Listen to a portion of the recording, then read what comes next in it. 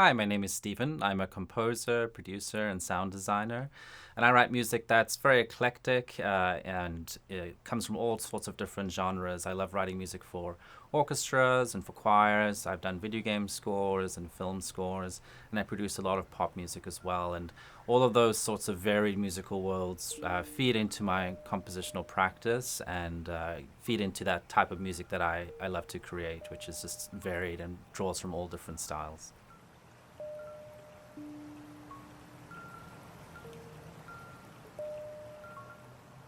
So sampling is actually very simple at its core. It's really just taking one piece from one musical recording and putting it into a different musical recording. So what musicians often like to do is they like to take a snippet, and that can be very short or sometimes a little bit longer, and bring that into their music and to enhance it in some way. Sometimes it's something rhythmical like a drum loop. Sometimes it's something melodic like a vocal sample or someone speaking. It can be a sound effect. It can be a particular instrument that you perhaps don't have access to and you want to bring into your track. I love to use sampling in two main ways in my music. The first one is to really create what I call a vibe or a feeling for the listener, and it's the more simple use of sampling. I often don't change the sample too much. I find something that's sometimes a little obscure and what I find interesting, and put that in my track to automatically transport the listener to a particular vibe that I want. So, for example, if I wanted to create a song that evoked sort of beach, relaxing vibes, perhaps I would bring in the sound of waves or the sound of seagulls or something that sort of evokes that for the listener, and it immediately brings them to a place that I want them to experience my music in.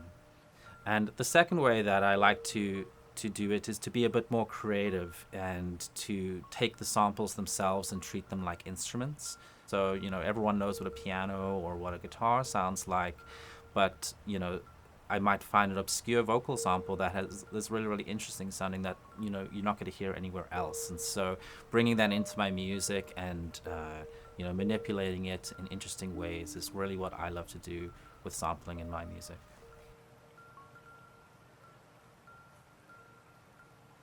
So some of the techniques that I love to use when I bring in samples, the most basic is just chopping up that sample.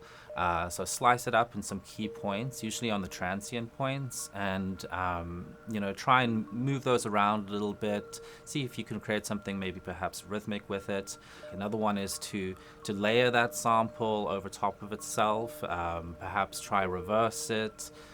Stretching and squashing it smaller can produce some very, very interesting results, especially if you take a very short sample and stretch that out to an extreme length. So in my track Sunsetting, I immediately want to create this sort of retro vibe to start the track. So I pulled this 1950s vocal sample about dating, and the listener is immediately transported to this sort of weird retro future that I wanted to evoke by hearing this right at the beginning of the song.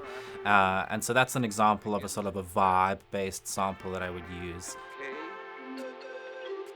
And think. You may not have a problem about what to do on a date, but Nick, well, he has a real dating problem.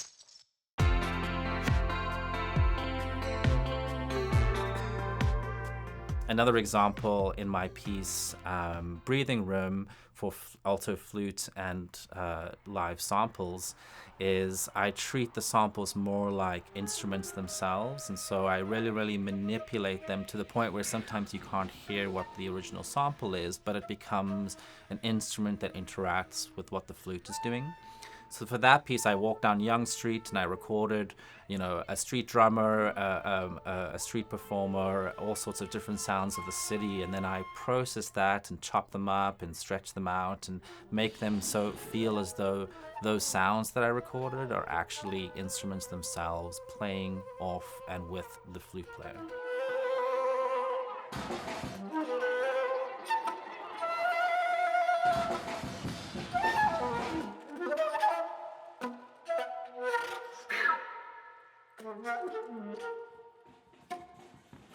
So something that I often encountered when I first started writing music, I was a little bit afraid of sampling. Part of me thought it felt a little bit like cheating, like I was taking someone else's music or sound and not really creating it myself. It didn't feel as authentic.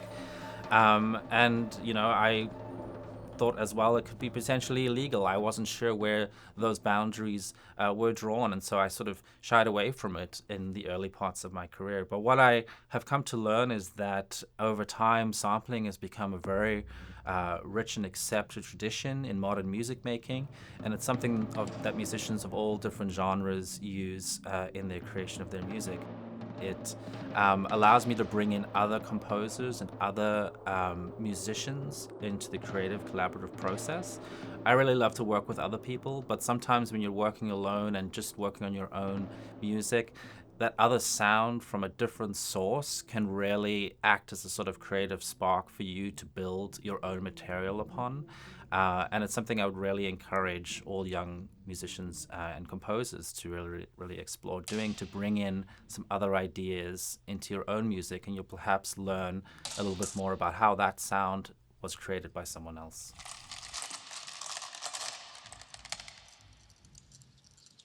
Another piece of mine that I used sampling in creative ways was my piece entitled Plant Music, where I hooked up a number of plants to wires, and so when you touch them, they would trigger a musical sample. And what I wanted to do with this piece was to imagine sounds that you would hear when you touched a plant, but then sort of magnify and grow that sound into sort of a extraordinary version of itself. So that the audience would be surprised when they saw the performer touching these plants. The samples that they would hear wouldn't necessarily correspond to what we were seeing with just a gentle touch.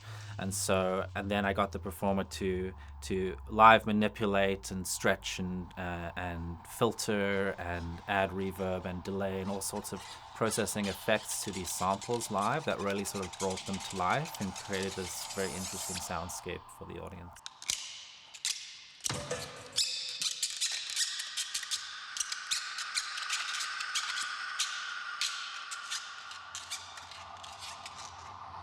I sometimes go into a project knowing that I want to sample, but sometimes it's something that helps me get over a creative block. I will be creating a piece and not really sure where it's going, or I'm not liking the particular sound that it's currently giving off, and so often sampling is somewhere I go to get inspiration. If you are thinking of producing and releasing your music commercially, you definitely want to get the permission of the copyright holder if you are using a sound from a copyrighted source. But I wouldn't let that keep you away from experimenting with samples, and I would really encourage you to bring in some sounds, perhaps things you don't quite understand of how to create yourself, and really explore those, manipulate them, and just have fun with them and see what they can add to your tracks. You can find my music online at stevenwebbmusic.com. I'm also on Blue Sky at Steven Webb Music and Instagram at Steven Webb Music.